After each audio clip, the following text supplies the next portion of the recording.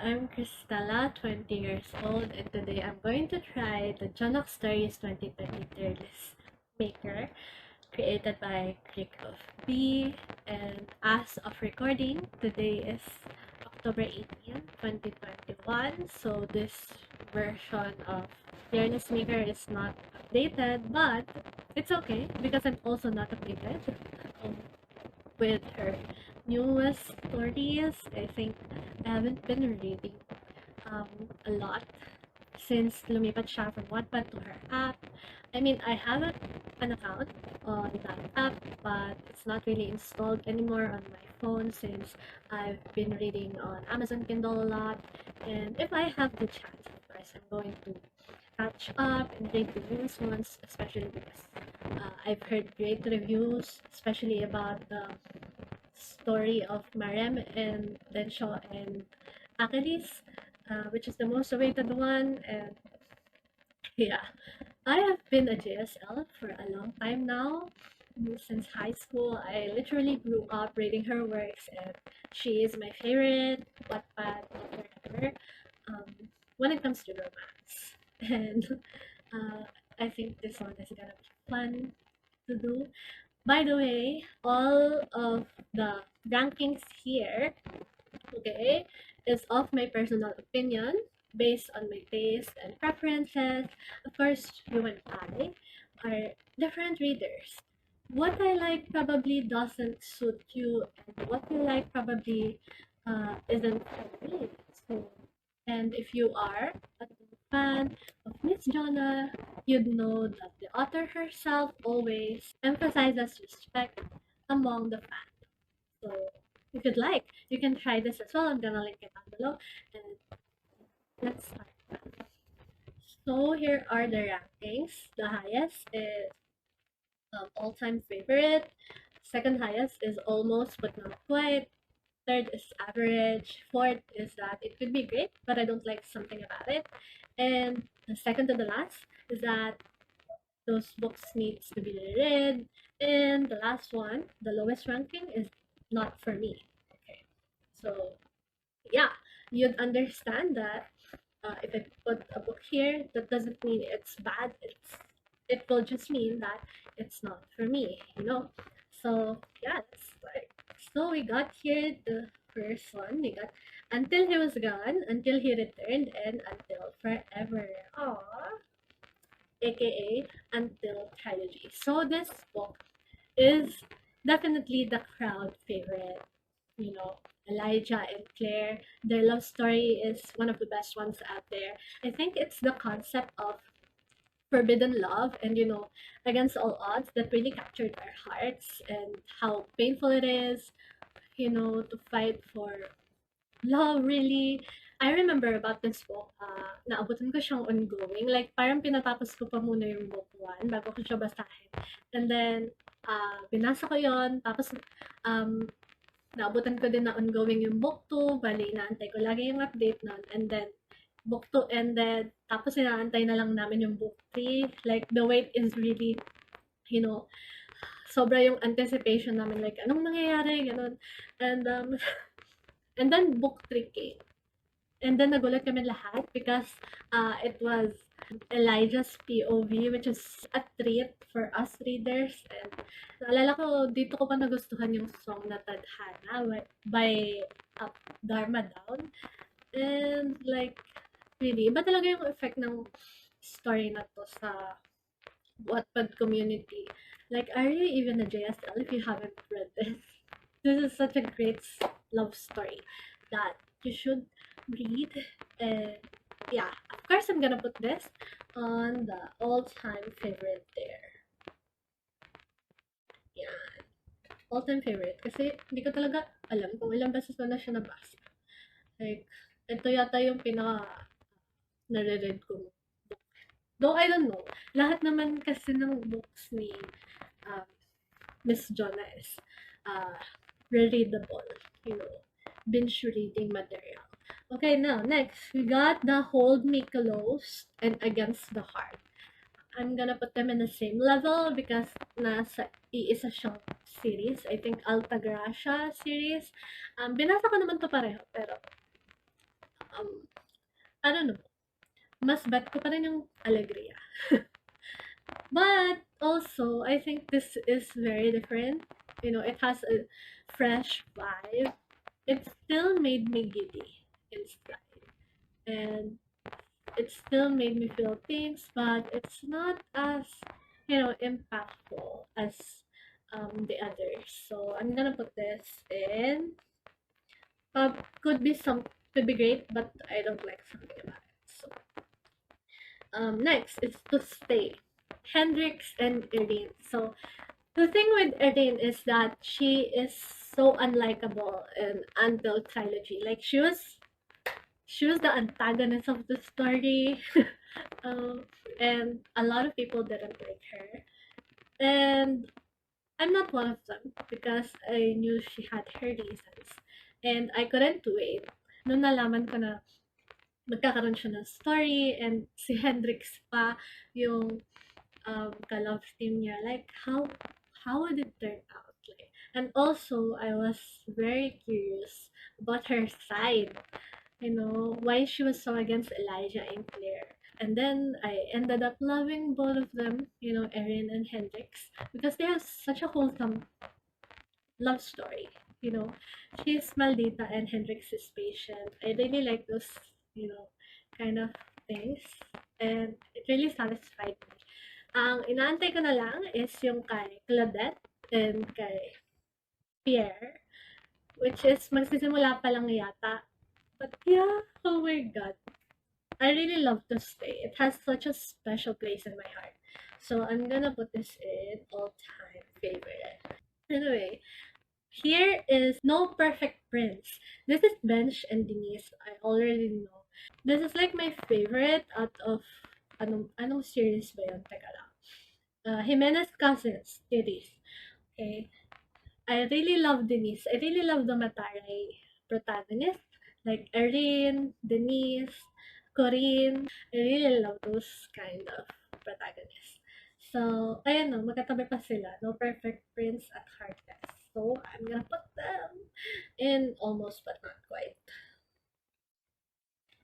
Okay, I love how, you know, yung kaya nilang gawin lahat.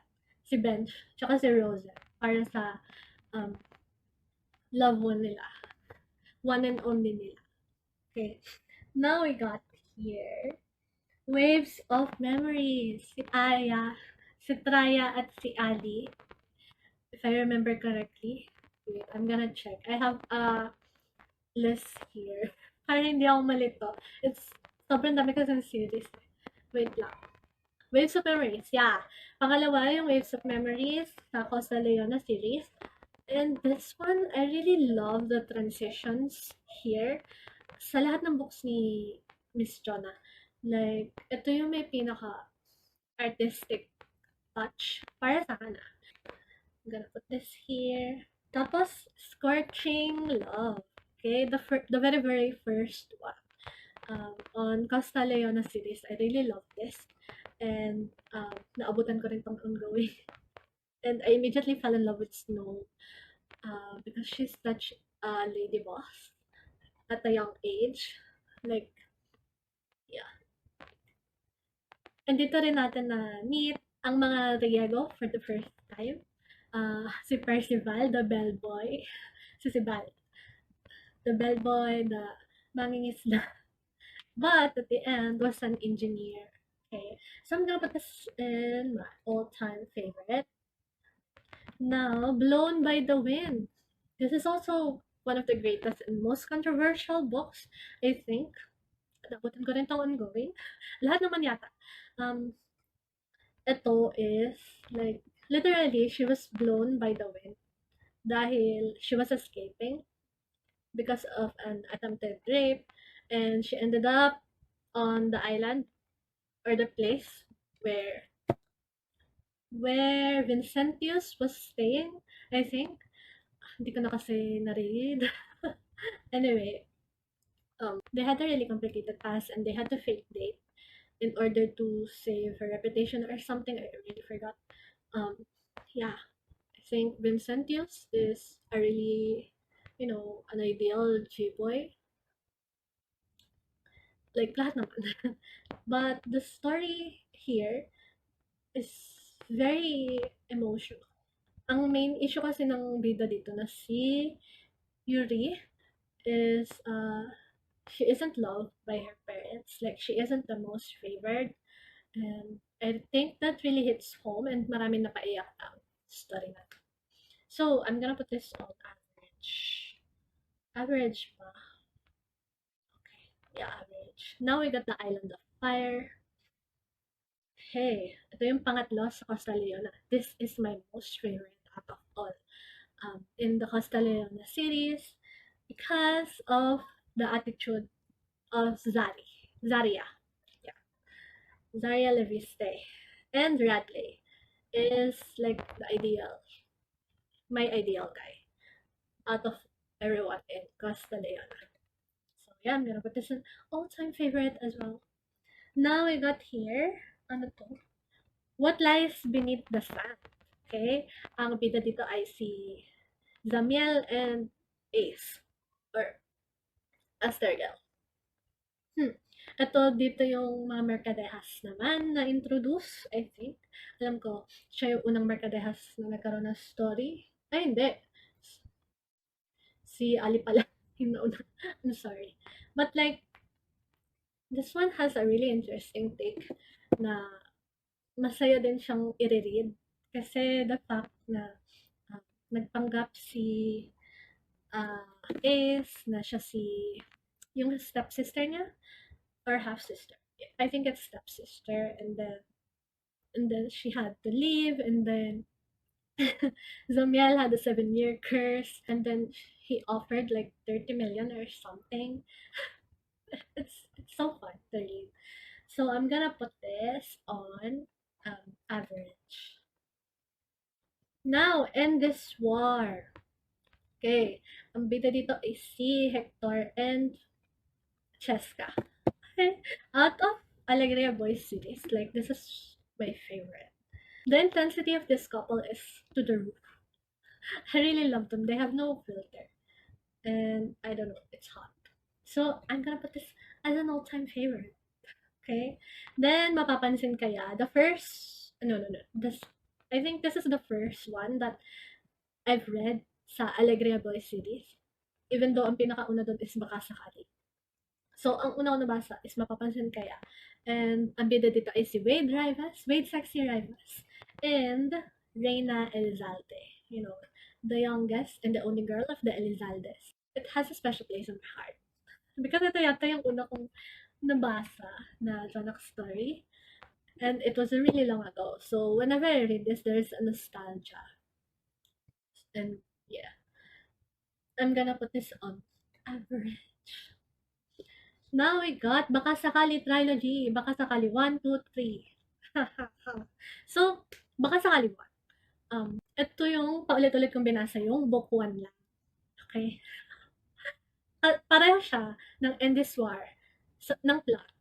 I swear. Basahin mo yung End This War and Bakasakali. And they have almost the same plot. You know, the girl is from Manila and then they had to go back to the province and things like that. And then, hanggang doon ko lang binabasa sa Bakasakali 1. Because I've heard that Bakasakali 2 is very painful and it has a cliffhanger.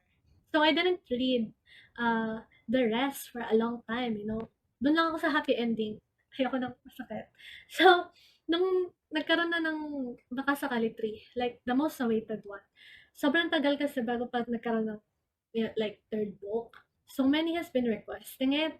And parang ilang years pa yata bago nagkaroon. So, nung nagkaroon na, okay, I decided to read it. Like, what the heck, you know? Kaya, basahin ko na to. Matatapos din naman. Like, I need to know what's going to happen. Especially, nagkaroon ng hype noon. I need to catch up, right? So, binasa ko siya. And I really didn't like how he had Felicity on his side, you know, si Jacob. But at the end of the day, I really loved how they managed to overcome and to grow as a matured person. Because pag binasa mo yung book 1, very immature pa sila, and yung relationship nila is very young, and bukso ng damdamin lang. And here they had to go through a lot of things. They really grew as a person, and the relationship really changed for the better. And like, reading the last book has, you know gave me bittersweet feelings, and it's really not for everyone.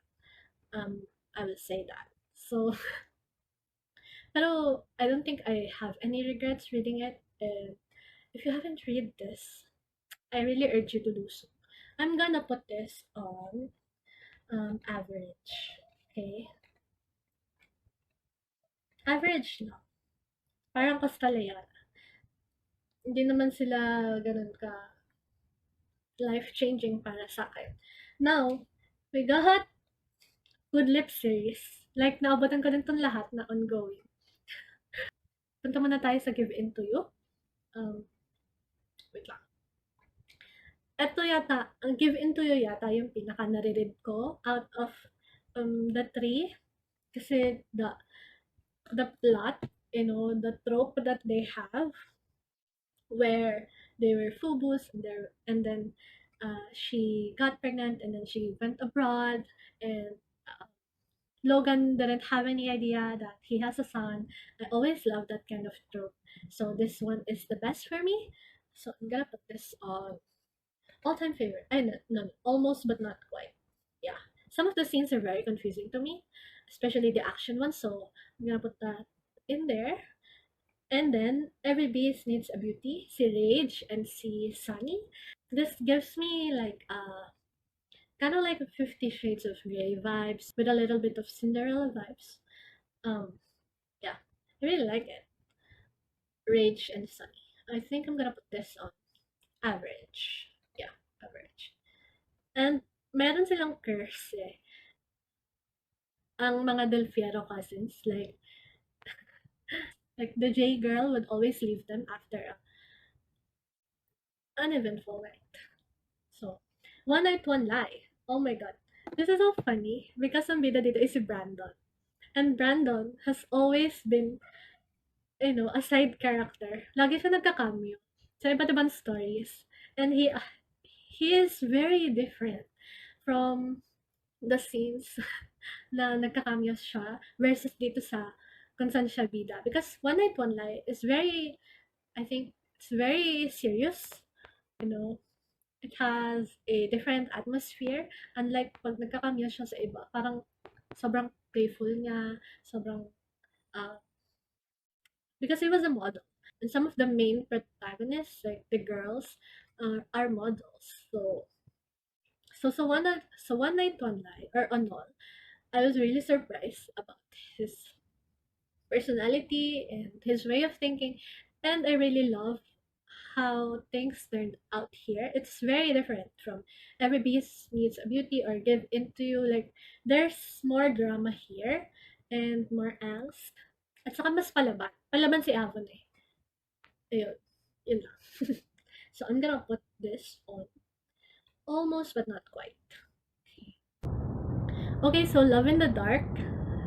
Second, tama ba? Second gen ng Costa Leona. This one is Hades and Feli Riego. Okay, out of the second gen Costa Leona characters, this one is my favorite. Love in the Dark. Ito yung pinauulit-ulit ko talaga. Because he didn't give up. And no matter how, the reputation around Feli, Felicia has, and all the complications, he didn't give up on her, and that his love transcends all, even that. So he's my top one. Okay, I'm gonna put this in all-time favorite. Okay, it's perfect. Convince me otherwise. You can't. Now we got Kissing the Dust. Okay, ang bida dito I can see. Adler and Cassie. Okay, the thing is I haven't read this. Okay, I have no idea on what's it about, so I'm just gonna put this. Needs to be read or read. Like, what's it about, guys? What do you think about this? Okay, I have no expectations yet. because I haven't read this. Now, Sweet Flames of Vengeance. I think this one is also a favorite of mine. I forgot kung sino yung bida. Hanapin ko muna. Si Aries and si Relani. I really can't remember the story. I think so, nung second gen na, so sobrang dami ng stories ng third gen. Like, yun ang ilang beses kong pinaulit-ulit. Hindi na tumatanggap yung utak ko ng another set of books or plots. Kaya medyo madaling ma-erase sa utak ko yung mga bago. But I'm gonna reread this again, I think. Needs to be read. Because I have no idea again what's it about. Pero alam ko, nabasa ko na siya. Okay. Nabasa ko na siya, hindi ko lang maalala. And I think I really like this. Alam ko suplado yata si Aris dito. Okay. Tapos si Relani yata is makulit siya, I think. Siya ba yung bumibisita lagi sa workplace ni Aris? Yun yata yun eh. Hindi ko maalala. Hindi, si ano yun eh. Sa Love in the Dark din yun eh. I don't know. Okay. Now, we got The Sun's Heartbeat. Ayun, si Achilles at Marem, ongoing. Hindi ko pa siya nababasa. So, needs to be read pa rin. Sunburned Heart. This one is Riego, Jonaxx, and Amber. Okay? So many love this. Like, they really love the concept of parang sa give in to you. Okay, hindi alam ni Jonaxx na meron siyang anak. And, yeah, I really love this one as well, but not as maybe as other people love it. So I'm gonna put this in average. Okay. Yeah, average. Now we got next Whispers of the Wind. Okay. Sino bida dito? Kalimutan ko na din. Teka lang. Si Anton at si Annalise. This one has a case, right? A criminal case around the story, and Annalise is a teacher or something. I think, hindi ko talaga maalala. So this needs to be read as well. But I knew I finished this. Okay. Now, next. Getting to You. Getting to You. This is also a Altagracia.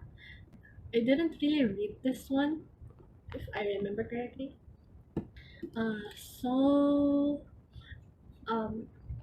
Ililinya ko siya sa could be great but I don't like something about it. I know na feeling ko nabasa ko yung ilang chapters niya but I dropped it, I think. So, yeah. We got The Sands of Time. Sino bida doon? Hindi ko maalala. Wait. Sands of Time. Where?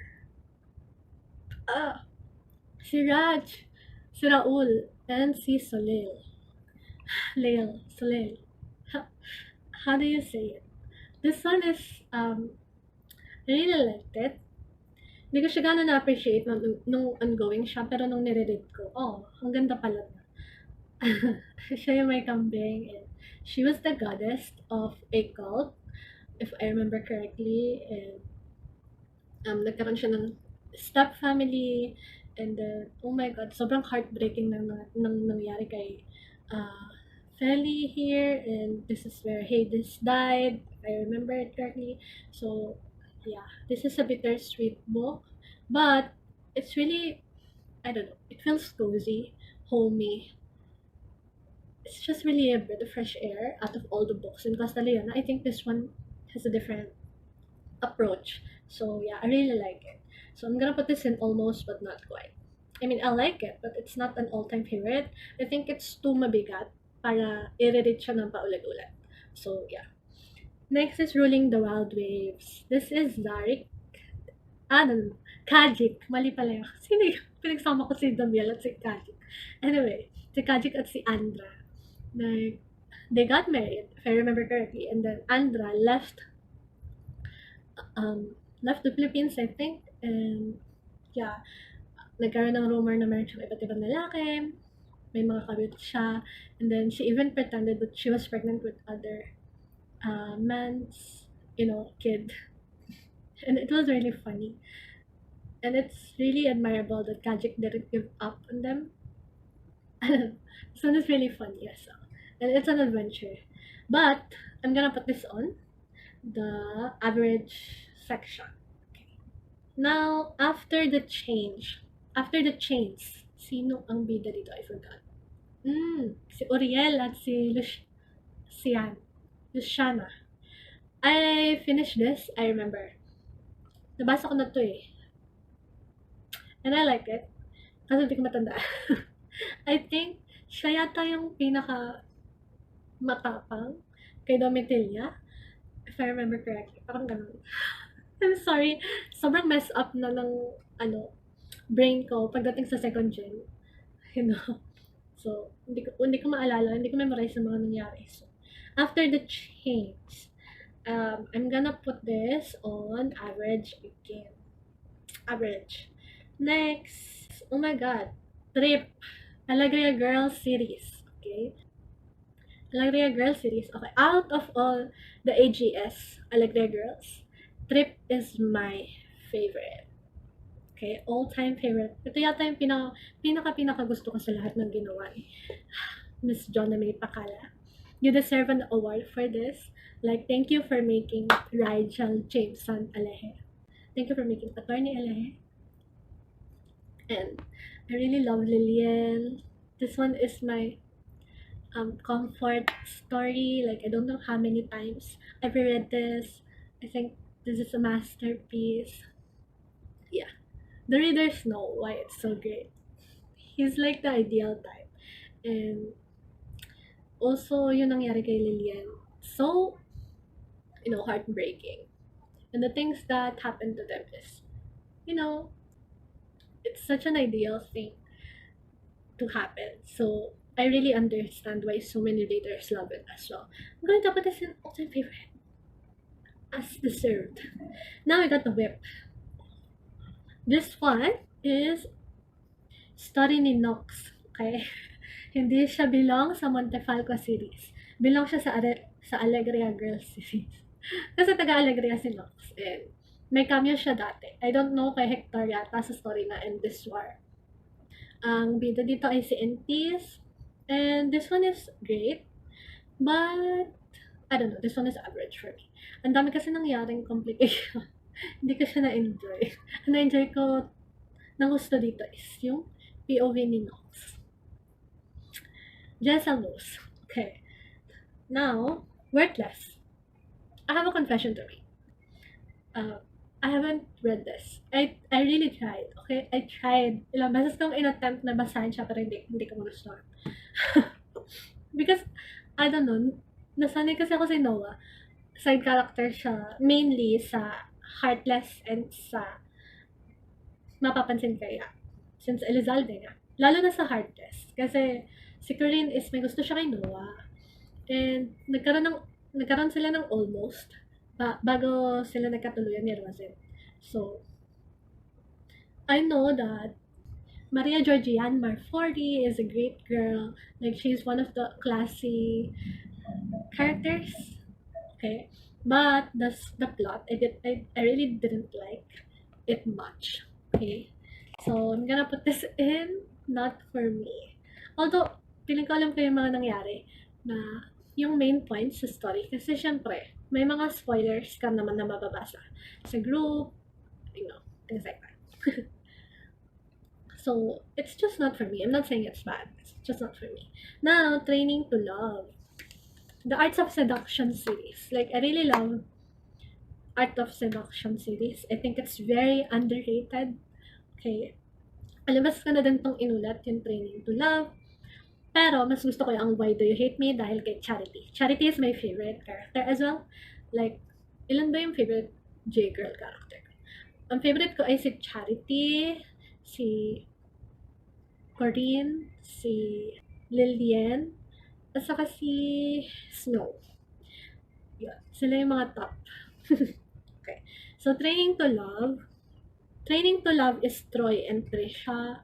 I really like the story. I think this is one of the old stories she made.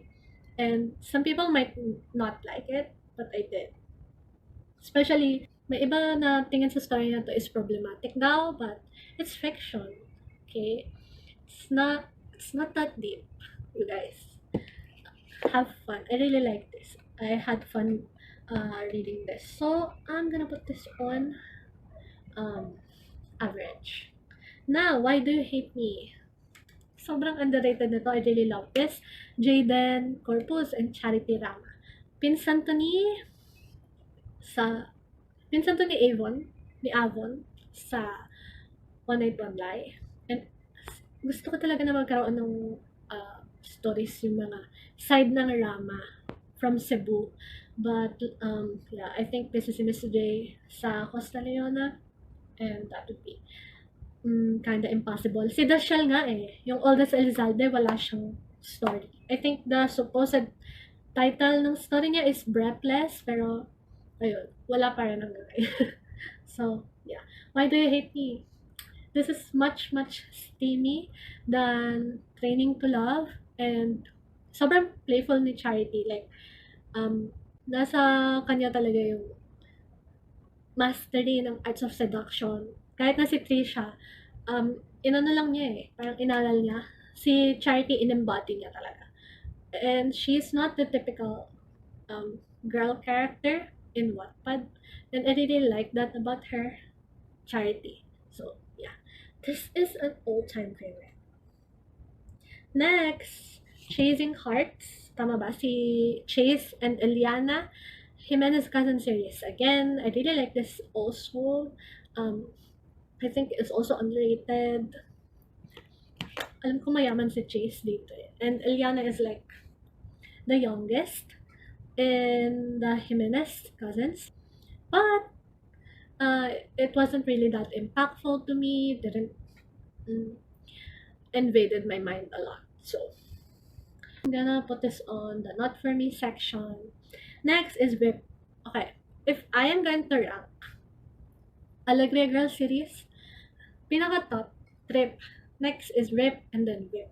Okay, nasa gitna yung Rip. Si Freya at si Leon. Nabutan ko rin itong ongoing, and it's very middle. It hits the spot, but it's not really the best. Like, it's not as explosive as Trip can give you. And ano lang, parang ang saya lang. Kasi very high school, yung mga nangyayari doon. Parang it's so appropriate lang with what's happening. You can relate to things sometimes, especially on how he courts Freya. Like, you really can feel his sincerity, si Fort. So, ayun. Maganda din. But, yeah, I think it's just average. Now, Invisible Man. Okay, hindi ko to masyadong naalala. I think pinasa ko siya. Ito yung unang libro sa Jimenez Cousins series. And siya yung pinakamahaba. Kasi marami siyang chapters. So, yeah, also not for me. Next, 24 Signs of Summer. I really think this is so underrated and deserves to be read by any JSL. Alam ko, sa ebook ko pa ito nabasa eh. So, hindi ko na talaga ito maalala. I'm gonna put this on the needs to be read tier. Nung na-realize mo na, one shot. Hindi ko ito nabasa kahit one shot lang. So, kasi feeling ko, it's not for me. Lastly, From Afar. Hindi ko rin siya nabasa. I think this is an old story. Nasa Wattpad ba ito? Hindi ko na maalala. Feeling ko wala. Or nandun man. Hindi ko masyado nakita. So, yeah. Not for me as well. So, yeah. Ayun na ang aking ito na ang aking tier list. Is it very similar to yours? Like, anong favorites ko ang favorite mo din? And what do you think is a story that I should appreciate more? Comment down below. And yeah, thank you for watching, guys. Be sure to subscribe, and I'll do a lot of these as well in the future. Bye!